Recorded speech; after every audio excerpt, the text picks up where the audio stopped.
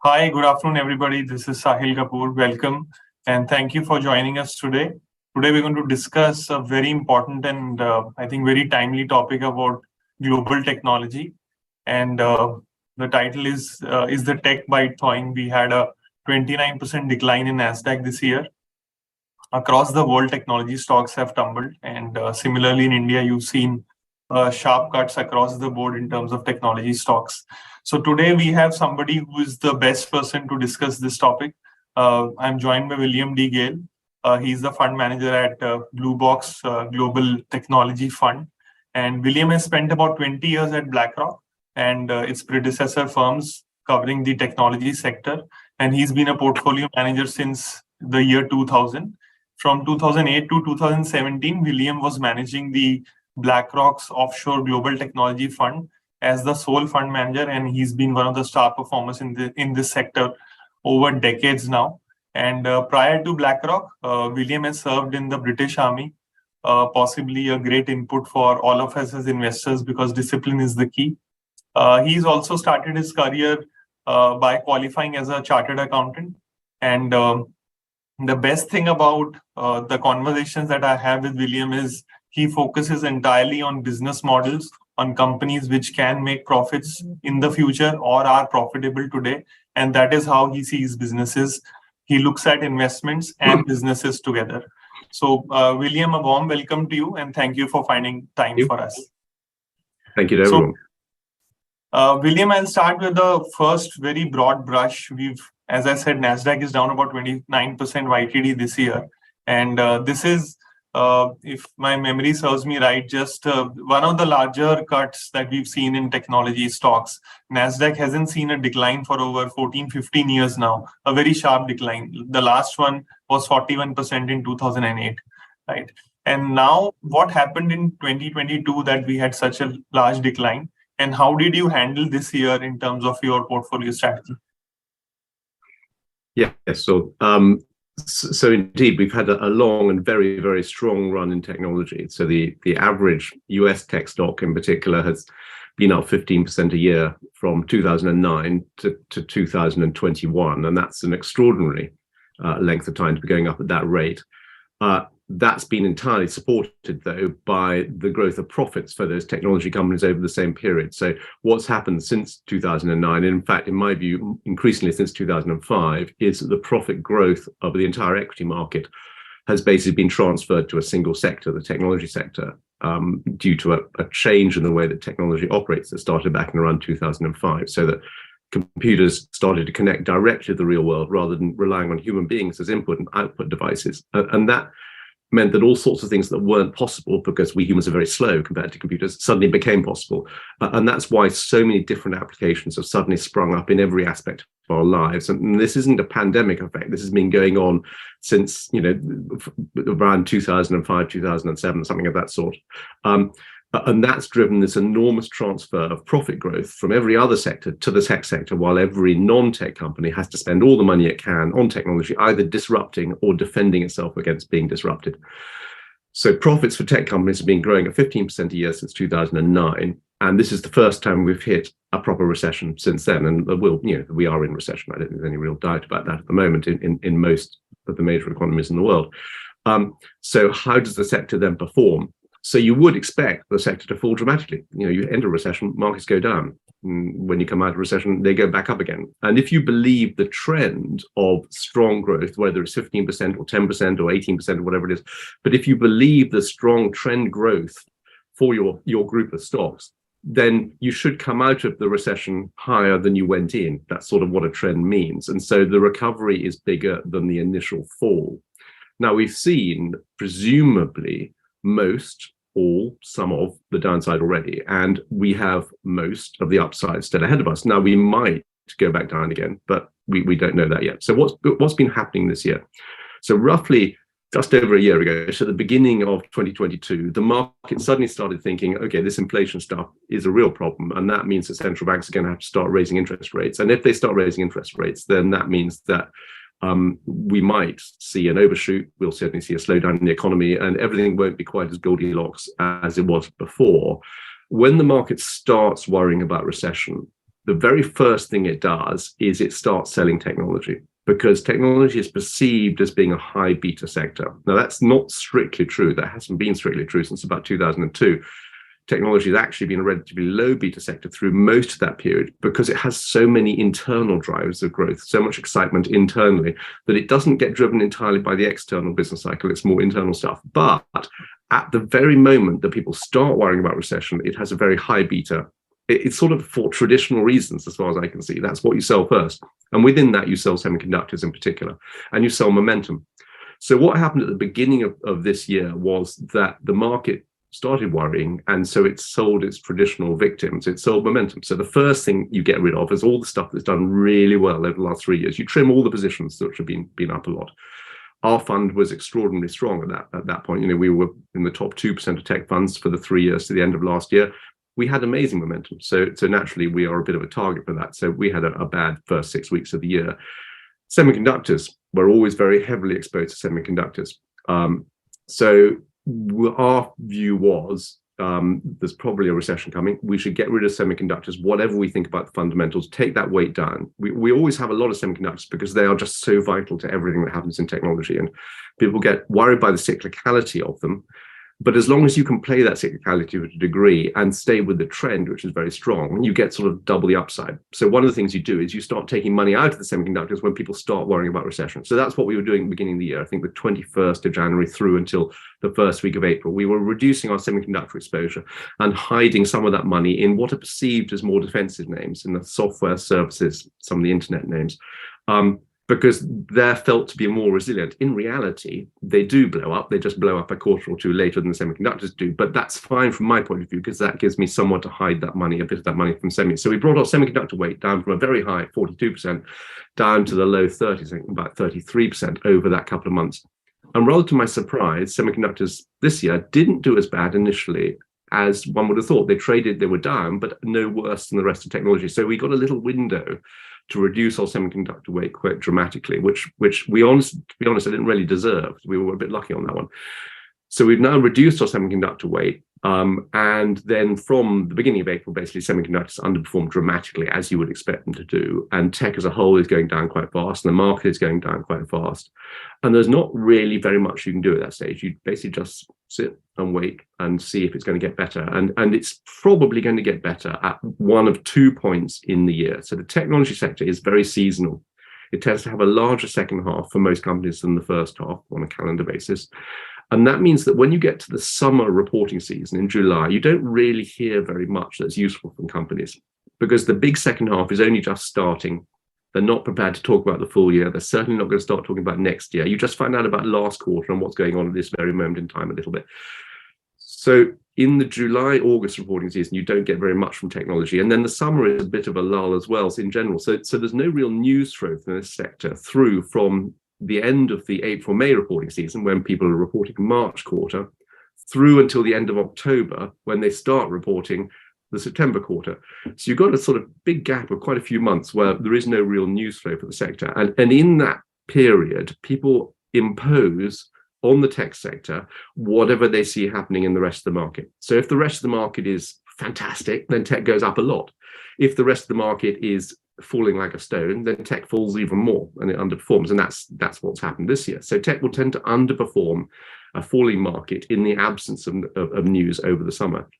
But then you get to October and November, and people start reporting their September quarter results, and they start talking about the full year, because they're now actually, within 6 weeks probably of the end of the year, they'll start talking about next year as well. So you go from having the absolute minimum knowledge about what's going on in the industry at the beginning of October to knowing as much as you ever will about what's about to happen by the middle of November. So you basically, in that 6 weeks period, you find out more than half of the year's news flow, in my view, for the sector. And that's why October tends to be the turning point for the sector. Occasionally it's April, so the other side of the year, when you find out about the March quarter, but it's just not as dramatic. So sometimes the tech sector turns on April, but normally, in my experience, it turns on October. And what you get after a really depressing summer where everything's going down and it's lots of bad news everywhere is you find out that actually stuff isn't as bad in tech as people expected. Because this is where the growth is. This is the only sector. Technology is responsible for 100% of the profit growth of the S&P 500 since 2009. So it's quite extraordinary. There'd been no profit growth and all the other sectors added together over that period. And tech is still growing. There are still plenty of my companies that are growing absolutely fine. Now, again, that growth will slow. If we go into recession, undoubtedly it will slow.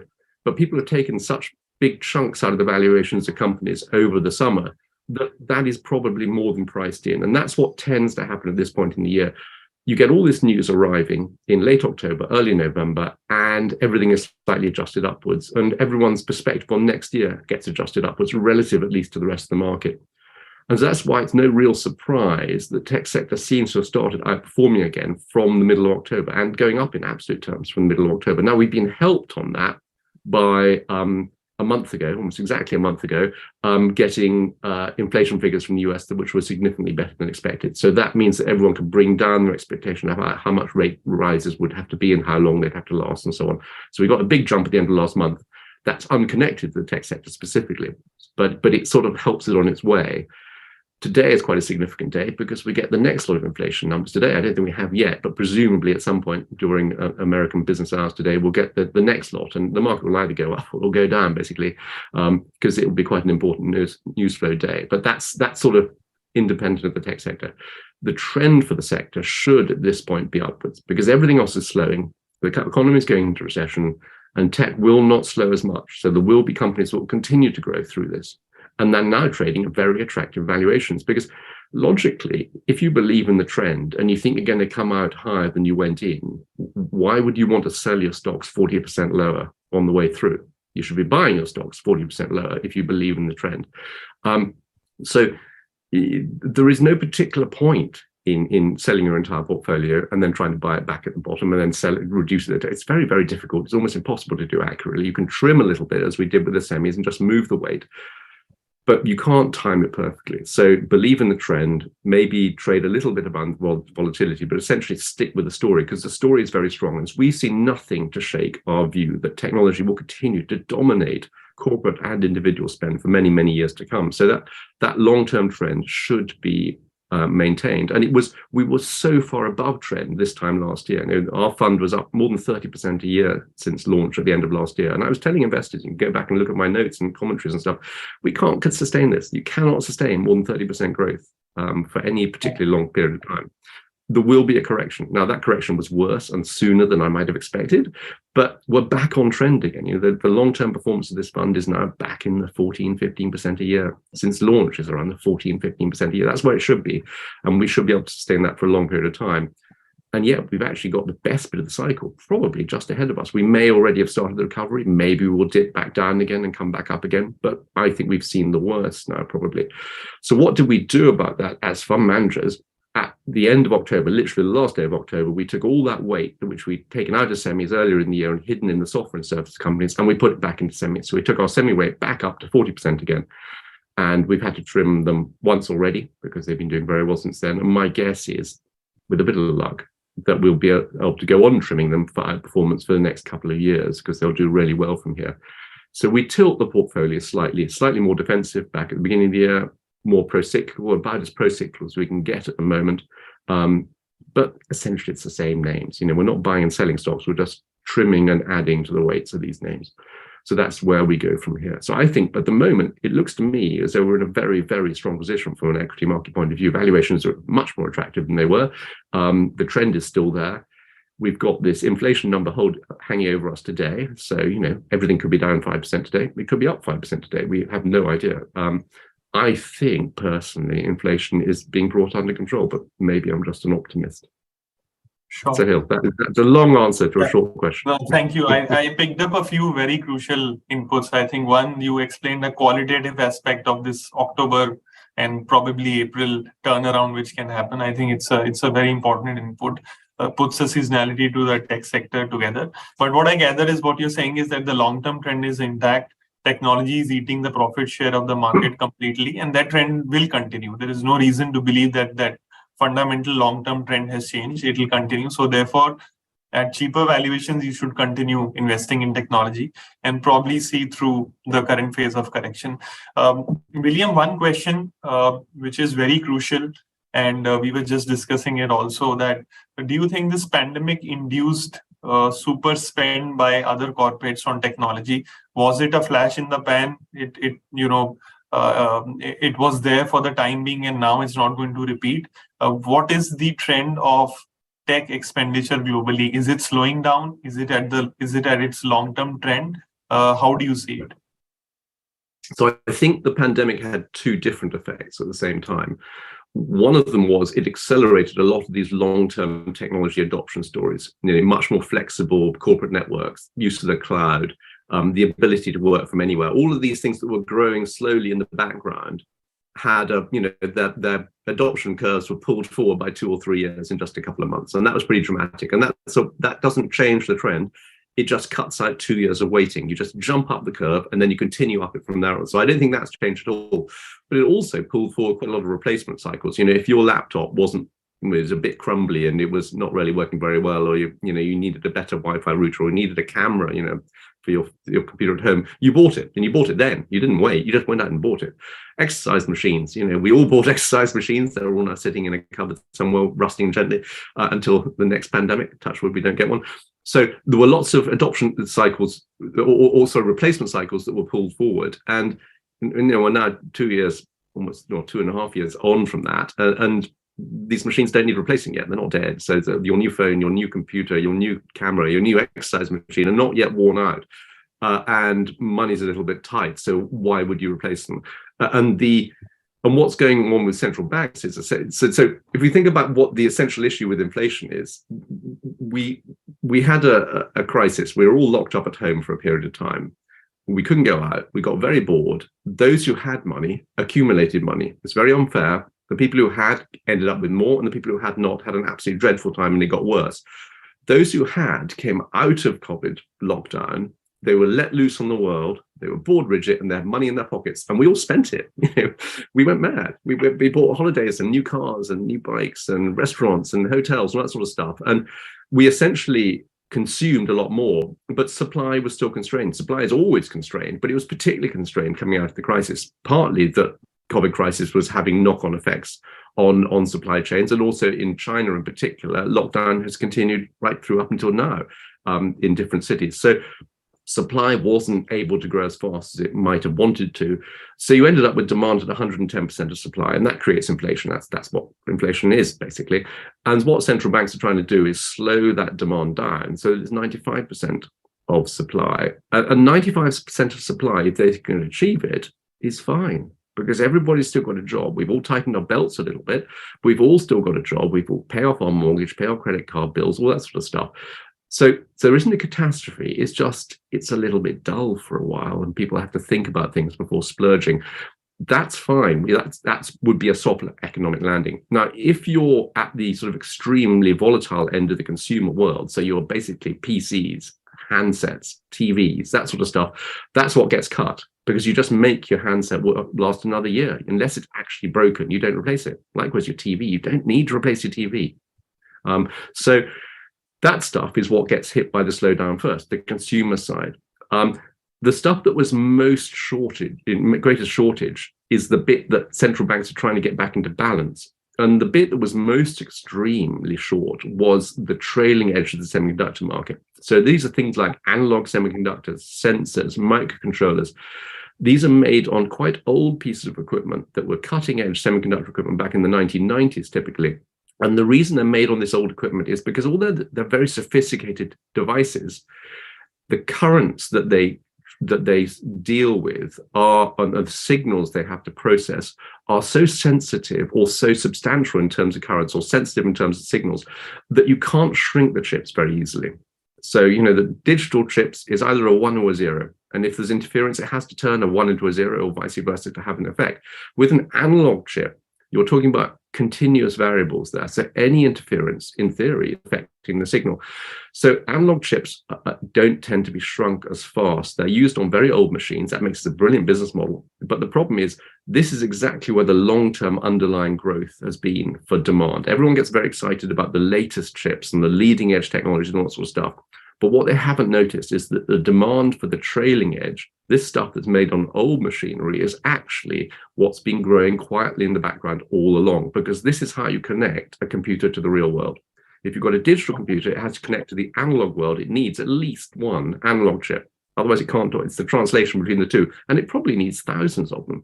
And they might be small and they might be relatively cheap, but they're absolutely vital. And only certain companies are very good at making them.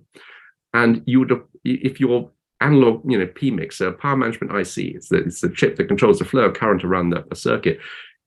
If you can pay 2 cents more, you pay 12 cents rather than 10 cents for this chip, and it makes your battery last 10% longer. As the designer of the finished product, why would you not pay those extra 2 cents? So you buy the 12-cent chip from analog devices rather than the 10-cent chip from a Chinese company. So these things are really vital. They're very profitable, but there is limited supply because no one's been making 1990s capacity since the 1990s. That's just a fact of life. Everyone keeps moving forward. And it's very difficult to build new capacity for this stuff because the old machines, no one makes the old machines anymore. The components for them don't exist. So adding capacity at the trailing edge is very, very difficult. So the quiet growth element of the market is extremely supply constrained, and all the secondhand equipment is being used up. And to use new equipment to make this stuff is very expensive. So you'd need to raise your prices, you change your business model. And that's beginning to happen. But that's how desperate these businesses have been to supply this stuff to their customers. So this is the extreme shortage in the market. And my optimistic view of the world, I am ultimately an optimist, is that the central banks are slowing down the economy enough so that my analog companies can just about keep up with demand. They're still taking orders a year out, prepaid, non-cancelable. See, people are desperate for these. The golden screw is how it's described in the US industry. So the demand for those businesses is not going to slow down because they haven't been able to keep up with it for 18 months, and they've got massive backlogs, and people need this stuff. Now, the underlying the trend that's been accelerated, this sort of the adoption curves that pandemic has pulled forward, they're not going away either. They're not going to go into reverse. And so you've got these companies that have been disrupting individual industries. You have a new company that's, for example, Tesla. Let's think of Tesla. So Tesla has shown the world that electric cars can be attractive and practical and save the planet. It's not only Tesla who's spending money on electric cars. It's every single car company is having to spend money on electric cars as well because they've got to defend themselves against Tesla. So even if Tesla disappeared from the face of the earth tomorrow, the car industry is not going to stop spending money on the technology to electrify their vehicles because that's a game that's already in progress. Okay, maybe the leader gets taken out, but Ford and General Motors and Nissan and BMW and Mercedes, they're all spending all the money they possibly can on electric cars. And that means that the profit growth of the auto industry has basically stagnated. It's not growing at all. And all that profit growth is being transferred to the tech industry. And that's not being changed by what's going on with recession. Recession may slow that process down, although I doubt it, but it may do. But it's not going to stop it. And that's the big difference between now and 99, 2000. So during the tech bubble of the late 90s, essentially tech companies were selling stuff to other tech companies. So all these internet.com startups and new types of telco and stuff like that, that's who were buying the technology from the big tech companies, the Ciscos and the EMCs of this world. When those companies went bankrupt because they didn't have valid business models, pets.com wasn't ever going to make any money. And eventually it went bankrupt because people wouldn't stop giving it free money anymore. And that means that business just dried up. And so Cisco's revenue just dried up. That's not who's spending the money this time. The disruptors have started it, but the disruptors aren't the big spenders. It's the huge incumbent companies, the Fords, the General Motors, who have massive balance sheets, who are spending money to defend themselves against this disruption, and they're going to go on disruptions. So if you think about Netflix, another one, Netflix, little upstart, coming in, lots of free money, luckily for it, new business model, launches, it's fine, and then Disney has to defend itself. And Disney's doing a very good job. Disney Plus, I think, on certain measures, the subscriber numbers are bigger than Netflix now, and they're spending money hand on fist to stream video to people, and that's not going to stop. Even if you take Netflix away, you're going to have all the incumbent media companies fighting it out with the same technologies. So I think those trends are unchanged. They slow down in a recession, arguably they don't go away. Understood. So it's a little slowdown which is happening, but the tech spend is here to stay. That's what I gather. One question I'll pick up from what you spoke about, the cutting edge or not so cutting edge, the 1990s equipment still being used to make semiconductors chips. And one question, that's the reason why you have a TSMC weightage. Plus, I think, are we looking at a scenario going back to the 1980s where I think US semiconductor industry fought with Japan to get its market share back, but eventually didn't. And then that's how Micron Technologies came about. Do you think that's happening between US and China now? What's the repercussion of this new sort of a deal happening where US wants to produce more semiconductors? Is it just rhetoric, or it's going to happen?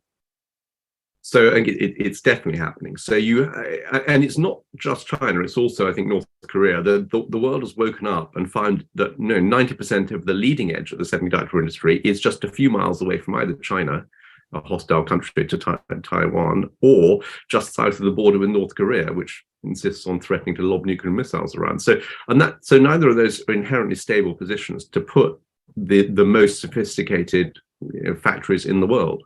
And these are unbelievably big, valuable, sophisticated factories. So each single leading edge fab now costs $20 billion. I mean, it's a phenomenal amount of money.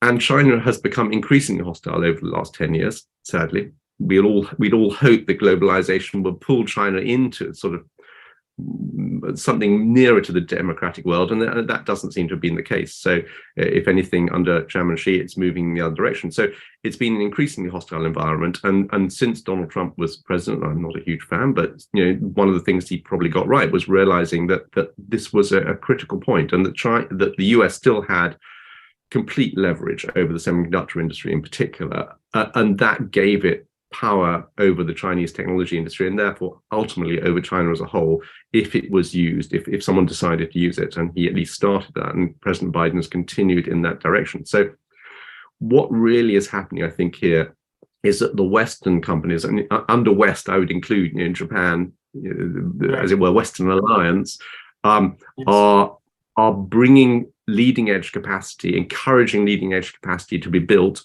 in friendly territory. It doesn't have to be in Japan or the US or wherever. It just has to be further away from China and North Korea. And they're subsidizing this to an enormous extent. So historically, Taiwan, Korea, China have built their semiconductor industries with enormous government subsidies. And that leg up got them started. And all three have substantial semiconductor industries as a result of that. And for the first time for a while, the Western countries are also putting in substantial government subsidies. So the US CHIPS Act, $53 billion, various other bits of federal support as well. And US individual states are also subsidizing. The German government is subsidizing the fabs. The EU as a whole, Japan, India has got some subsidies. I suspect even the UK is doing its best to subsidize a chip fab somewhere. To build this stuff back on friendly territory. And it doesn't seem that they mind too much who builds it. So, the biggest fab projects announced recently in the world are the two TSMC fabs in Arizona. So that you've got a Taiwanese company, but building what will be leading edge capacity in Arizona with enormous US government subsidies. Samsung building vast new campus in Texas, but also Intel in Idaho, Ohio, an enormous new capacity there. And Micron Technology, you mentioned, Micron's been a bit of a laggard in the memory market for a very long time, but 5 days after announcing a huge cut to its short-term capex plans, because it's having a dreadful time, because it's so exposed to the consumer market and there were no shortages of memory anyway, it announced effectively a $4 billion cut to capex one day, and then 5 days later it announced a new $100 billion project to build an entire new complex in New York State, partly subsidized by the New York State government. Everybody focuses, because it's a down cycle, on the $4 billion cut, and they sort of miss the significance of the $100 billion add, because there's lots of these $100 billions going on. So there is a lot of building going on. There will be duplication. The two industries are diverging, but the problem the Chinese have is that there is no leading edge semiconductor equipment industry outside the US, the Netherlands, and Japan. So this is the machinery you use to make the most sophisticated chips. And all the companies that make the machinery to make the chips are in those three countries. And they're all part of this Western alliance. And all three of them are now sticking to the script, as it were. And they're not shipping to China, anything approaching the leading edge now. And that means that the Chinese semiconductor industry is essentially frozen at what the leading edge was about 5 years ago.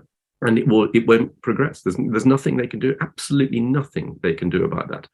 And we hear stories about Chinese semiconductor design engineers just leaving the Chinese chip companies because they can see these companies have no future, because where are they going to get these chips made? I don't know if that's true. That's anecdotal, but it wouldn't be surprising, as it were. So I think we have a bifurcation in the industry, but one side is hamstrung. So the Chinese industry is going to be stuck technologically for the foreseeable future. And this is essentially a geopolitical decision led by the US. So what I gather from you is, at the margin, whatever changes are happening are still at the margin positive for the listed universe that we operate in, right? So, we were very heavily exposed to the equipment companies, the companies that make all that semiconductor production equipment. I think 15, almost maybe even 20% of the fund, something in that range, is in those, basically 5 of those companies, because that's where the money's being spent, and it's going to go on being spent for a very long time in enormous quantities. Sure. I was reading a book called Chip War by Chris Miller. I think he said that semiconductors are probably the new oil and not data. So I think you might concur with that statement. But going back, William, on one of the more fundamental issues, I want to talk to you about how do you split the whole technology space when you look at investing in this space? There has been a lot of debate over the last few years about investing in companies which have tremendous technological promise. They can maybe cure cancer and do different sort of stuff, and market gave them tremendous value. But you've been a proponent of sticking to profitable businesses. How do you dissect this space of technology? What are the key pillars that you look at, and what is the key spaces that you look at in this space? Okay, so there's sort of 2 separate questions. Make sure I answer both of them. So the first one is talking about disruptors versus enablers, and the second one is talking about how you break down the technology industry. So first of all, we'll deal with the disruptor stuff. So the disruptors are the exciting companies that are changing the world. They're working out cures for cancer, they're electrifying vehicles, they're whatever it is, artificial intelligence, they're using it in new and exciting ways. Fintech companies are turning the banking industry upside down. Those companies are very exciting. If they're successful, they grow very fast. We use their products. They've had free funding for the last 12 years or so, which is nice for them. That free funding has essentially dried up for them a while, but lots of them have got lots of money left over. Those businesses are about growth, excitement, changing the world. They're not about profit. None of those companies, or very few of those companies, are actually focused on making money. And they're great. Many of them are changing the world for the better. Cures of cancer are thoroughly to be supported. And however, will those companies actually make any money doing it, or will they just fight it out with the other companies doing a similar thing? And in the end, none of those businesses make very much money. And ultimately, a company its purpose, its value depends upon making money for outside investors. And if your company doesn't make any money for outside investors over its life cycle, it's not worth anything. It never was worth anything. It never will be worth anything. You might be able to buy and sell the shares on the way through for a profit, but that's largely a matter of luck. And that's what lots of tech-related investors are doing. They're buying these exciting companies that are not tech companies. They're buying technology. They're selling something else because they're disrupting a different industry. Fintechs being the classic. They're buying technology. They're disrupting the banking industry. They're finance companies, not tech companies. These businesses aren't going to make any money. One of them will eventually. The one that wins in 15 years' time will make lots of money in each of the different fields. But there's no way of telling now which one that's going to be. And you can have a long wait for that money. So there's no point in investing expecting profits from any of those companies for a while. And meanwhile, the companies they're competing with, the incumbents, are being gutted. The banks are having the most profitable bits of their business taken away by the fintech companies, which are then competing that profit away anyway. So the whole industry's profits stagnate. We're not interested in those wars, those disruptors, the companies being disrupted, because none of them make money and none of them will make money. They're all stuck. We're interested in selling the technology to those companies to allow them to have all these, these struggles, this disruption. So the technology companies that sell the technology to these disruptors and the companies being disrupted, that's where the money's being spent. That's where the profits are being made. So that's what we're focusing on. It's the classic picks and shovels. You don't want to buy the gold miner. You sell the picks and shovels to the gold miners, and that's a good, steady business. Most of the gold miners don't make money. They go bankrupt. It's an arms dealer in a war. You really don't want to be fighting the war. But if you're one of those unpleasant people who can sell weapons to both sides, you make a lot of money out of it. And that's morally reprehensible in that case. But in the technology world, this is what we're trying to do. We're basically trying to sell the armaments to the people fighting these wars of disruption against each other. And that's where the money's being made, by the enablers. So that's what we focus on. Then if you think about how you break down the industry, essentially, a tech company sells one of 5 things. So in my view, it basically sells hardware, software, semiconductors, IT services, or networking equipment. And you might say networking equipment is part of hardware. So that's a debatable one. There's different ways of breaking it down, but essentially it's those 4 or 5 different divisions. If you don't sell one of those things, you're not a technology company. You're a buyer of technology and you're selling something else. So Tesla is not a tech company. It buys technology, it sells cars. It's a consumer discretionary auto company. Uber is not a tech company. It buys technology, it sells rides. It's a consumer transport company, and so on and so forth. All these fintechs are buying technology, selling financial services. So they're financial services companies. So within the tech sector, you've got these 4 or 5 categories. And the way that I think about technology is essentially I picture a very large table, sort of billiard table size, and it's covered with blocks of different colored sand. And those different colors represent the value being created by different bits of the industry. So you'd have a sort of red color down the end, maybe that's software, and then a white bit that's hardware, and then you've got a blue bit that's semiconductors, and you've got semiconductor equipment, it's green beside, et cetera, et cetera, et cetera. And those blobs of color represent how much value is being created by that portion of the tech industry. And those blobs grow and shrink over time, and they grow and shrink very slowly and very steadily over a very long period of time. And I can demonstrate that by basically saying that I think it was Mark Andreessen in the late 90s said, software is eating the world. And what he meant was that the software companies are taking an increasing share of the value that used to belong to the hardware companies. And that's still true. It's going on well over 25 years later. Software companies are still eating into the hardware. So that red blob at the end, that's the software companies, are getting bigger at the expense of the white blob that is the hardware companies. But on the other side, you've got the blue blob that are the semiconductor companies, and they're eating the hardware industry as well from the other side. So the hardware companies are shrinking rapidly in the amount of value they create. If you're a Dell or a Hewlett Packard or EMC or whatever, your job now essentially is to put or get someone else to put a sticker on the side of a box with your name on it, because you don't design that box. You certainly don't make it. You don't sell it. You probably never see it or touch it. It's just got your name on it. Those companies are adding very little value now. But the semiconductor industries are eating into that industry, and the software companies are as well. Problem with the software companies is a lot of those businesses, particularly if they are geographically located near San Francisco, all the value and more that's being created by the business is going to the engineers and management. None of it's going to outside investors, because it's all going in shared dilution, stock comp. So the value is going to insiders, not outsiders. So they're of less interest to us. We have software companies, but we have to be careful who the business is being run for, because usually it's not being run for us. But on the other side, the semiconductor industries are eating into the hardware industry as well. And there it is quite clear that they are being run almost entirely for the benefit of outsiders, the outside shareholders. It's very, capital intensive industry, this. It's clear who owns the capital. Some value goes to insiders to incentivize them, but the vast majority goes to outsiders. So that's my sort of business, very profitable, and the value is going to outsiders, and it's also growing share because it's taking the hardware industry. But the semiconductor equipment industry, the ones that make the machines to make the chips, that is taking an increasing share of the value of the semiconductor industry, because the vital intellectual property of how to make a leading edge chip doesn't belong to the chip making companies anymore. It belongs to the equipment companies that supply them with this equipment. So they're taking an increasing share of the value of the semiconductor industry, which is taking an increasing share of the value of the technology industry, because it's growing into the hardware industry.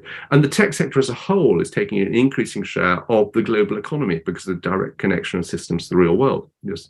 Technology is where all companies are happy to spend all the money they can. So if you're an equipment company, you've sort of got market share gains cubed there. And that's a great position to be in. Now, those businesses are very cyclical, but my God, they're on a strong long-term trend. And that's why we got 15% plus invest in these companies. You've got cyclicality. If you're confident in the long-term trend, that cyclicality is actually valuable to you because you can trim at the top and add at the bottom. So you've got a strong long-term trend, and you can multiply the value you get from that by trading around that trend.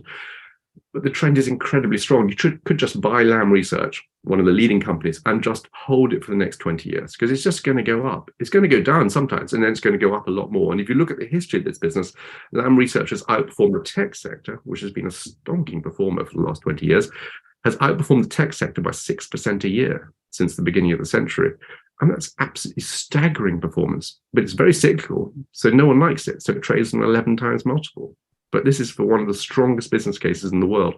So if you look at the way the industry is structured and these long-term steady trends, and you just make sure that all the names you hold have a tailwind from this trend, and that none of the companies you own are suffering from this trend, you're just going to you'll just stack the odds in your favor as an investor massively.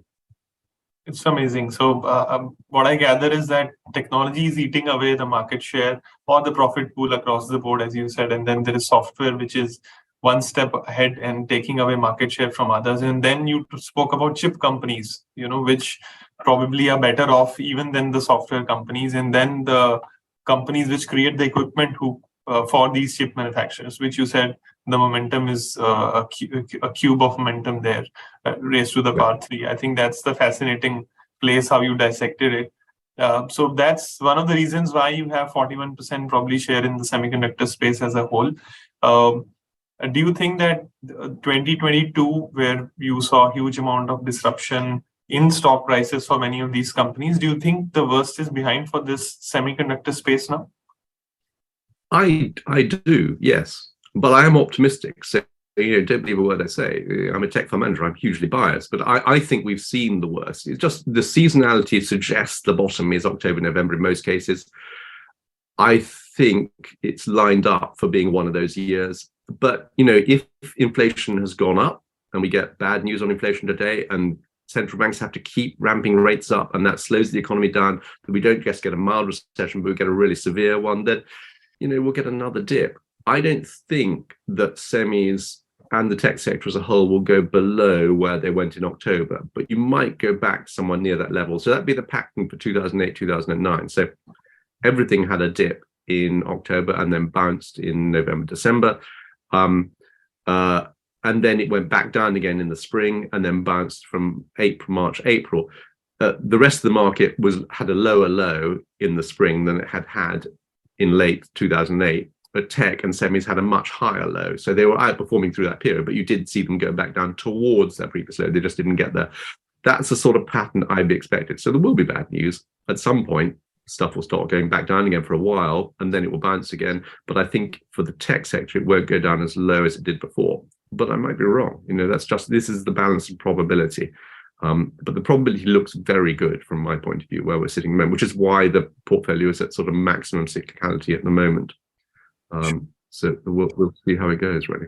But what you can't do is wait for the macro to turn. So if you think back to 2008, 2009, US GDP didn't go positive until the September quarter. So that was probably reported at the end of October, early November 2009.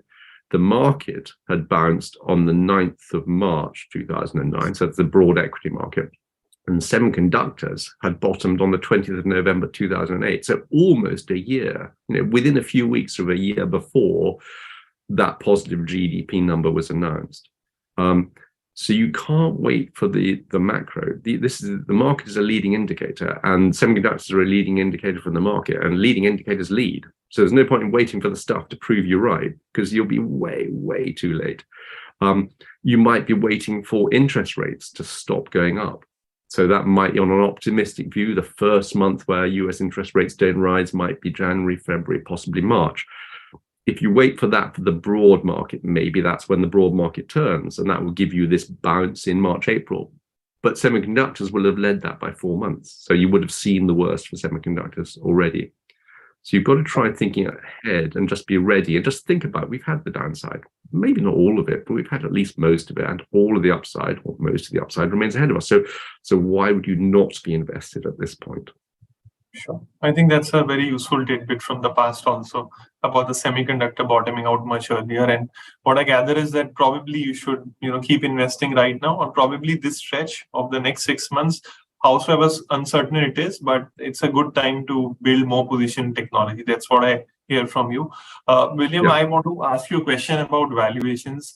We've seen almost, NASDAQ trailing valuations falling from 35 times to about 22 times or so. And semiconductors have become, I think they've gone closer to their 5-year, 10-year averages in terms of valuation. Do you think that we have hit the sweet spot in terms of valuation overall and on a cumulative basis, or which part of the market do you find most attractive now? Yes, so valuation can be very misleading in the tech sector. And the problem is that the trend of success or failure in tech is so extreme that it's sort of unbelievable if you look at it in advance. So these successful tech companies of the type we're investing in are essentially intellectual property business models. They're not about how big and powerful your factory is. They're ultimately about what you know and leveraging that knowledge. And the thing about intellectual property is that success creates an almost infinite return in many, particularly if you're in a software company, there is no constraint. You've got massive positive returns. And failure is incredibly painful. Businesses just start disappearing in front of your eyes. And you look at Intel, it was a mega cap a year ago. It's certainly not a mega cap now. It's had a dreadful period, and it's still got amazing technology. It's still one of the biggest chip makers in the world, but as a stock, it's been an absolute disaster. So valuation is very, very misleading because the models that you're basing this PE value or this DCF on or whatever will always be not optimistic enough about success, and they'll be too optimistic about failure. And so they'll give you something that's always in the middle, and that really doesn't help you make those key decisions. And with a cyclical stock, it's just one of those facts that the best time to buy a cyclical stock is when it's got the highest PE, because that's when the earnings have collapsed. The earnings expectations have collapsed, and suddenly it looks expensive on those earnings. So you might want to buy it in those circumstances. And when it looks cheap, that's normally the peak of the cycle, because the earnings are still going up, but people are starting to worry about it, and the stock has not been going up as fast as the estimates, because the estimates are trying to catch up with the stock price. So trying to buy stocks because they're on a low PE it just doesn't work with cyclicals and with growth cyclicals. At the moment, valuations look pretty reasonable, but to be honest, they sort of have all the way through for the type of companies that we're owning. The companies that didn't look reasonable were the ones that weren't profitable, the ones that were being traded on sales multiples, the disruptors, the exciting companies. And they've been going down for a long time. So I'm actually going to hopefully share a chart with you. So let's see if I can make this work. Hold on a second. So what we have here, hopefully you can see a chart with two lines on it, a blue line and a red line. Good. Okay. So these are two different funds. The blue line is us, and the red line is the ARC Innovation Active ETF. So this is Cathie Wood's, very exciting, the biggest active ETF in the world. And these are two totally different types of stocks. So this isn't a negative statement about what Cathie Wood is doing. It's just talking about the type of companies that have been doing well and doing badly. What we own are profitable enabling companies in the technology sector. So the blue line are profitable technology enablers. The red line are profitless disruptors. So the ARC fund doesn't own very many tech stocks. The vast majority of what it owns are companies that are using technology to disrupt other sectors. So fintechs, healthcare, industrials, consumer discretionary, media, all that sort of stuff. So these are not technology companies strictly. And certainly in my view, they're not technology companies. And the fund as a whole has a negative PE. So these are loss-making companies on average. So the red line are profitless disruptors, the blue line are profitable enablers. Now, we both had an amazing 2020. So pandemic year, as you can see, Cathie had a phenomenal year, absolutely extraordinary. But the correlation between those two lines is very, very high indeed. She just had a beta of 2 to us, essentially. So her fund was up 160% and we were up 70% or something. That correlation totally broke down, though, in February 2021. So getting on for 2 years ago now. And those profitless companies have been trending down since February of last year, so about 19 months or something now. And there's no real sign of that changing. The profitable companies, the blue ones, continue to trend up through 2021, still at an unsustainable rate. Not at the, I think it was 64% we were up in 2020, but we were up more than 30% in 2021. That's not sustainable either. And it took us above the long-term trend of 15 to 20% performance for this fund over the long term. But they continued to trend up. And then we got to the end of the year. And as I said, everyone started worrying about recession, and they started selling off momentum, and they started selling off technology, and everything starts going down. But that blue line is going down for a cyclical reason. And when the economy recovers, It might not be now. I might be over optimistic. It might be 6 months, a year later, whatever it is, but that blue line will go back up again. Because those are real businesses that make real profit, that have value, that are creating things that are valuable to people, and they'll go on making profits that will grow every year once we come out of the recession. The red line, there's no particular reason why it should ever go back up again, because that's a particular bundle of disruptive, exciting, profitless businesses which are being starved of cash at the moment and are burning as hard as they possibly can. So ultimately, they could all go bankrupt. There's no particular reason to expect those particular companies to go back up again. Whereas my businesses will, because they create huge profits. They've got massive cash piles. They don't know what to do with the cash in some cases. They have so much of it. So that's just two different groups. Now, those red companies, because they had no profits, had to be valued on price to sales. How else could you value them? And if you want to argue that they're worth buying, you have to give it a multiple and say, well, 15 times sales isn't enough. This is a 30 times sales companies. So those valuations were absolutely absurd. Totally absurd. And they were being applied to very, very big companies in some cases. And that's what's collapsed. That's the big collapse. Our companies have seen their valuations go down, but only on a cyclical basis, and they'll go back up again. And they've halved, maybe in some cases to the low. They sort of do that and then go back up again. They more than double because you've got an upward trend. So it's just a very different sort of type of company. So the valuation issue is in these red businesses, or was, and that's being corrected, and that could go on being corrected for a long time. The valuation of these businesses here wasn't actually all that worrying because they'd seen substantial profit growth for the previous 12 years. Okay, understood. I think that's very important to note, the importance of profitability in this sector. I think that's the chief important point that you made. I have seen that two mega caps, Alphabet and Microsoft, they have made an entry into your strategy. I want to understand, how is this different from, let's say, oil and gas cycle of 2007, where these companies are making phenomenal profits, huge amount of cash flows, very similar to what we've seen in the post-pandemic period of 12 to 18 months.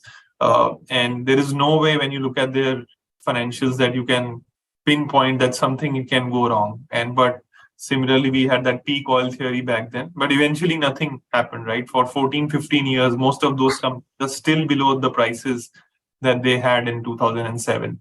Do you think there is a lot of narrative in this technology sector? Is there a risk to this whole hypothesis? And what worries you most about, this tech story?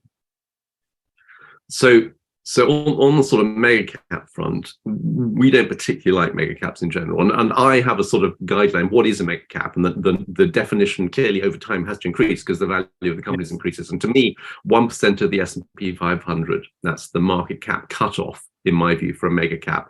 Because stocks, in my experience, tend to behave a little bit differently when they're more than 1% of the S&P 500 than when they're less. And that's just due to the way that the big US funds are run in New York and so on. So that's around $300 to $350 billion at the moment, and there are 13 or so tech-related mega caps above that market cap level, and those companies don't really interest us that much in general because, as you said, that's sort of already there. The stories are very well known; they're absolutely enormous. They will collectively be the losers of the next round of disruption. We don't know what the next round of disruption will be because the moment you do know, they lose their value, so they're not mega caps anymore. So 2 years ago. 3 years ago, maybe, Intel was quite clearly, one of the dominant companies in the world, and everyone would say it's, that's going to be there forever, isn't it? Facebook, who was questioning Facebook 2 years ago in terms of its valuations? Now, both of those have had a horrific time because they've lost it to a certain extent. Now, maybe they'll regain it, but it's hard to get back to the top once you've fallen off. We're not really interested in those companies. We do own a few of them. So as you've observed, Microsoft is our biggest position. It's the second biggest tech company in the world after Apple. We do own a position in Alphabet. We own a big position in Taiwan Semiconductor. We own a modest position in Samsung. NVIDIA is a mega cap. We have a small position in NVIDIA as well. So there are 5 of those 13 or so tech-related names that we do have positions in. Basically, we'll own one of those companies in general if we think we can see how the market is going to realize in a few years that it was an even better company than it thought it was today. And we can explain why that's the case for Microsoft and TSMC. I have harder time explaining for Alphabet. So Alphabet appeared in the portfolio in, I think, it was early April. It was one of the places we were hiding money in when we were taking money out of semiconductors. Alphabet did very badly, surprisingly badly early on. It's a very, very good business. I'm just not sure it's going to become a better business. It's just going to be a bigger version of what it is at the moment. So I'm not a huge long-term fan as an investor of Alphabet, but it's not a bad place to hide some money because it's still growing its earnings, 20, 30% a year, gap earnings. And at that point, we had to pay 14 times for it. And that just seemed too little for a very, very good business. So I just thought it'd be a relatively safe place to hide some money for 6 months or so. And it will probably remain in the portfolio to a degree, but it shouldn't be a big position in the long run for us. And that's very different from Microsoft. So Microsoft to us, the market is just beginning to realize that Microsoft is actually effectively the leader in the public cloud, and it's overtaken AWS, Amazon in that market, and because of its positioning within the public cloud market. So that's the market's got something wrong. But for the market to get something wrong on these big companies is quite difficult because it already assumes that they're amazing businesses, the best business model in the world. These mega caps, how much better can they get? So we'll be underweight the mega caps. We have individual names, but for example, we don't own any Apple, we don't own any Facebook. If we think about the FANGs, who else we got in there? We don't own any Amazon. We have done. We don't own any Amazon. We certainly don't own Netflix. So we don't own Alibaba, Baidu, Tencent. So there's a lot of these Tesla. Most of the mega caps we have no position in. And those that we do, we don't own more just because they're a big company. We own a lot of Microsoft because we like it a lot. And it's liquid and stable. So it's a really big position. But we don't have a huge position in Samsung, even though it's a very big company, because it's not our highest conviction position. It's quite good at certain things. It's very good at seeing where the industry is going to go and then making sure it has the right components to supply to that point. But also there are big questions about corporate governance for that company. So that brings its position size down for us. Sure. William, one comment on China particularly. You don't own companies who are resident in China.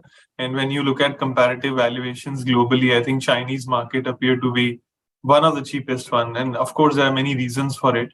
Don't you think that's a attractive market enough to go and scout for opportunities, or is there something else that is more important to look at? Yeah, I think you have to think about who these companies are being run for. So on the face of it, these businesses might look cheap. But who actually owns the value? If you're taking a P value, you're looking at earnings, who do those earnings in the end go to? And historically, the issue with Chinese companies is that most of mainland Chinese companies have not been run in the interest of outside shareholders. They've been run for the people who actually own them, which is the founders who control them. And on paper, they don't own them because Western investors have a big claim. But actually, in the end, they're run in the interest of those individuals. And you have to question whether there's a VIE structure, the way that many of these Chinese companies got around restrictions on foreign ownership and listed in the US. That VIE structure is worth absolutely nothing. I mean, it's not worth the paper it's written on. If push came to shove, it would just fall apart. So these companies were not run for our clients. So why would we want to own them? And even more so, they're not now being run for the founders either, because what we've learned in the last few years is that the only stakeholder that has any vote whatsoever in Chinese business is the Chinese Communist Party. Because the Chinese Communist Party can, with a single message, render an entire industry, in particular example would be education, profitless. They can say this is now a non-profit industry. So any business in it is now worthless because it can't make any money. If a company can't make a profit, it's not worth anything. So the Chinese Communist Party can basically switch off the profitability of an individual industry at will. And that's not the sort of business we want to be invested in. You can make money out of them. There'll be times when they go up a lot. There'll be times when they go down a lot. But it's completely unpredictable. Unless you're a full-time student of Chinese politics and you live in Shanghai or Beijing, you're not going to be able to keep up with that. So you'll look very smart for a while, and then you'll look very daft for a while. And that's not the situation we want to be in. So we've basically been out of all Chinese mainland stocks since the inception of the fund. And our only Chinese listed name was Tencent in Hong Kong. And I'm afraid when it became clear that the Chinese Communist Party was tightening its grip on Hong Kong, we sold that one as well, because that was just becoming another mainland stock. So we own no Chinese listed stocks, and I suspect we probably never will. Sure. Thank you. Thanks for that answer. One question I'm tempted to ask before I move to my last question is that blockchain was a big theme last year, and I think it has unraveled to some extent. The crypto market has unraveled this year. Do you think it's a technology which will create any future investment opportunities? Is that something that you look at often? I love reading about it because it's absolutely fascinating. So blockchain, there was a view that blockchain had lots of practical value, and lots of companies over the last 5 years, so from about 2017 onwards, lots of business, particularly in financial services, were looking for the uses of blockchain. And so far, they haven't really come up with any. Maybe there are some, but so far, none of them have really hit the headlines outside uses in the crypto world itself. So financial uses within crypto, there are clearly, that's where blockchain is native, that's where it works. Outside that, I'm not aware of any substantial uses so far. So it's one of those things that we may find it's a solution in search of a problem at the moment. Thinking about the crypto world as a whole, though, the fundamental problem with it is it doesn't actually create any value. I mean, there is some marginal value that you can argue that the ability to transfer money across borders very efficiently, very cheaply, that definitely does create value. But it also expends an enormous amount of resources, in particular energy, but also, hardware resources, space, intelligence, people's time, that has a value. So it's sucking in enormous resources and it's not really spitting out very much. And so any wealth that's being created within that must be coming from new money entering the space, which basically makes it, to be rude, a Ponzi scheme. I mean, ultimately it has to be, because if a system is not creating any inherent value, and some people are taking a lot of wealth out of it, that wealth can only have come from the people who more recently have put money in. That's almost by definition, there's no other way it would work. And that's only sustainable as long as people go on putting more money in. And eventually you get the greater fool. And the greatest fool of all is the one who's left holding all the cryptocurrency when everybody else has worked out it's not worth anything. And sadly, it looks as though FTX and Alameda were the greatest fool, because they were buying the hell out of everything as it was falling, because they didn't have the systems to work out that they were losing money hand over fist. Now, maybe there's fraud in there, maybe there's just complete incompetence and lack of control. And also everybody's telling them they're very clever and they're making lots of money. And there seems to be money in the bank accounts, at least crypto money in the bank accounts. So they must be right. So we are making lots of money, and there's no need to check until it all goes horribly wrong. And I'm afraid, I suspect that's the case for the entire industry, but I might be wrong. I mean, I'm sure that crypto doesn't go to zero, but there's no particular reason why it would stop at any given level, because it doesn't create any value. Thank you. My last question to you, William. Yeah. Sorry. Yeah, go on. My last question to you today is, what will you advise investors, particularly there are a lot of technology-loving investors who invest in this theme over a very long period of time, or probably an investor who is a little skeptical looking at what happened in 22. What would be your advice to the investor today? So ultimately, you need to feel you're investing in businesses that are creating value. If you're investing in businesses or asset classes that don't create value, all you're doing is speculating, and it's basically a longer term, possibly slightly less exciting version of root. It's just luck, and the odds in the run are stacked against you through trading costs. So you need to look for investments that create value. And the easiest way to see whether a business is creating value is, does it make GAAP profits? I'm an accountant, and I'm an accountant. Clearly, again, I'm biased, but I think accountants have been quite clever over the last few 100 years while we've been working out how accounting should work and doing our best to work how to attribute very complicated changes in valuation over time. And if a company is making a GAAP profit, the chances are it is creating economic value. And if it's not making a GAAP profit, then you have to ask when it's going to create GAAP profits, because until it does, it's not actually adding anything. It's just taking away. And if you have a $50 billion company that's gone public, that's still making a loss, you essentially, what you're saying is this company has a product that it cannot sell for more than the price of making the product. So it's not a good product. They should go and do something else. It's a complete waste of time for everyone. And people have overlooked that issue. So when companies are small in the VC space, run a startups, don't worry about profit. You just go for growth, make yourself as big as possible, as fast as possible, and then the money will come in, and then you can work out the profit later. Public companies don't work like that. Public companies are big and established, and they need to be profitable. So investing in this space is very simple. You look for the companies that are selling technology to other businesses that need it desperately, that are making lots of money out of doing that. And really what you're trying to do is find businesses that are doing something valuable that's becoming increasingly valuable over time and that no one else can do as well. And if they're a bit boring, that's even better, because you won't have to overpay for excitement in that name. And just sticking to those businesses, you'll outperform the sector, because there's lots of people who are in it for excitement. And they're in it for entertainment, and entertainment costs them money. It's like going into a casino. You pay. Occasionally you come out richer than you go in, but most of the time you come out a bit poorer. That's what speculation on profitless companies is like. But if you want to make money, investment is about investing in companies that make profits, that create value over the long term, and where that profitability is growing over time with great big barriers to entry to stop anyone stealing it away. That's what we do. It's boring, but it works. Yeah, I think that's great. I think that was a great set of answers for all the questions. Thank you for your time, William. That was my last question, and we'll end here, and we'll probably do this one more time in the next quarter, and we'll welcome you. And thanks for your time, William, and we'll see you again. Thank you, everybody. Thank you. Thanks a lot. Thank you, everybody, for joining in. We'll end here. Mutual fund investments are subject to market risks. Read all scheme-related documents carefully.